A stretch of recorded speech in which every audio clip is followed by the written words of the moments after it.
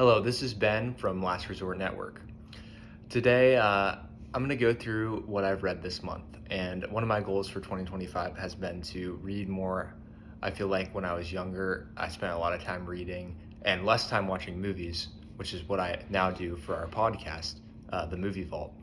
But I'm trying to take it back to my roots and read a little bit more. Just feel like I was more creative when I read, more imaginative.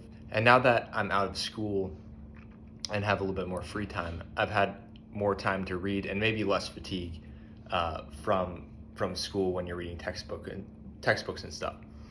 So the first book is one I'm really excited to talk about, and that is Dune by Frank Herbert. So I did watch the movies first, which is maybe the wrong thing to do, but I don't know that I would have been intrigued enough to read the book without watching the movies first. And I was so taken by the movies, especially visually. And I have to admit that I did not watch them in the theaters, which I feel like would have been an even better experience. But I was taken by the movies. However, I think the book does transcend the movies in quite a few ways. The way that it's written in third person, omniscient narration is incredible. You know, you're inside everyone's minds. You see what's going on. You see the chess matches at play. But ultimately, it's a story that's not super hard to follow because Paul Atreides is at the center, and spoilers if you haven't read the book, but it's a much more tragic story than you realize initially, especially like the way the movie is marketed, and maybe even people talk about the book. You assume Paul Atreides is this another heroic figure, but he's not Luke Skywalker, and he's an entirely different thing. So I'm very excited to read Dune Messiah eventually. Maybe I'll get to it this year. I'm not sure. But anyway, I could probably make, if I had more time to think, I could probably make a whole video just on Dune. I really think this could be in the running for one of my favorite books of all time. I don't know whether I would go so far as to say that yet, but maybe in another reread or two, or just some time to think on it. It really could be my very favorite book. Can't say enough about Dune. The next book is another book that had a lot of impact on me, and that is Cormac McCarthy's The Road. Now, I was first introduced to Cormac McCarthy when I read Blood Meridian last summer and into the fall. And that book is a very difficult book in a lot of ways. First of all, McCarthy's style, it's been well documented, is really wild. It's, you know, he has run-on sentences, he doesn't use a lot of punctuation, but the prose is impressive because he paints such vivid images and really evokes a lot of emotions in the reader.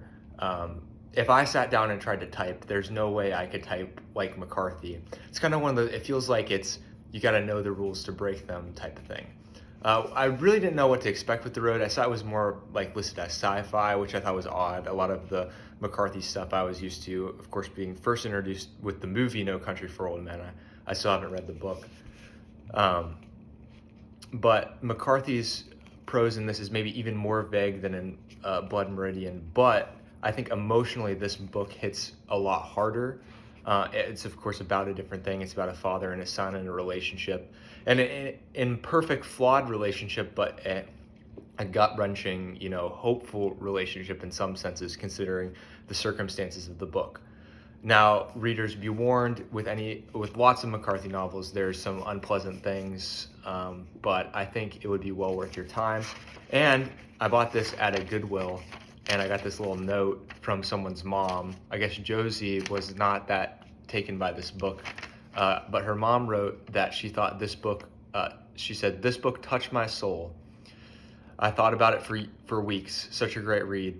Hope you get some meaning, the same meaning I did. Love, Mom." This was in December of 2019. So Josie, if you're out there, and I don't know, maybe it wasn't you who gave the book to the Goodwill, but just know that I got a lot out of this too, and it was really, it was coincidental that note was in this book, and I used it as my bookmark, and I thought that was cool. So that's why you should buy books from thrift stores if you can help it. Of course, it's hard to find, you know, everything that you want, but this was a great find.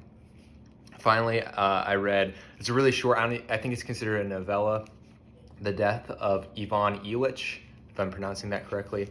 This is my first Leo Tolstoy. I figured I would start with something not quite as long as Crime and Punishment, or not Crime and Punishment, War and Peace. I have read Crime and Punishment, of course.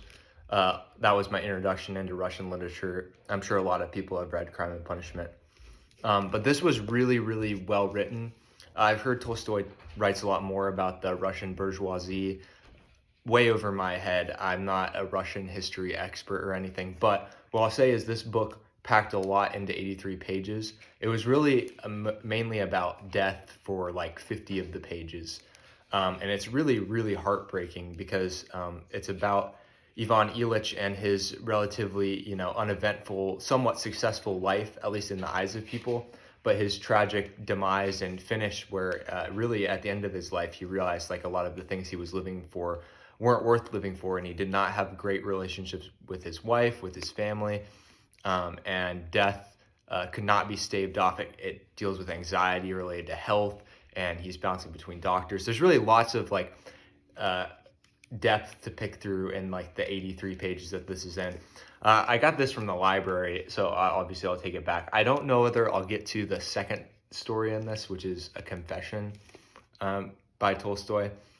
It isn't fiction, so I'm not sure that I would feel like it would be as much worth my time, but maybe if I'm like really bored, I'll get to it. But I'm reading lots of other books right now.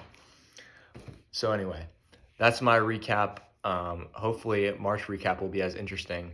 I'm reading some longer books. I think I'm about 50% through of the audiobook of Brothers Karamazov, if I'm pronouncing that correctly.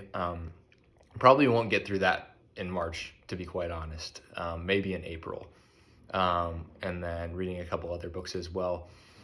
Bought a couple other books different ways. So we'll just see what happens. But I'm really excited about books right now. So I thought I would take time to document it.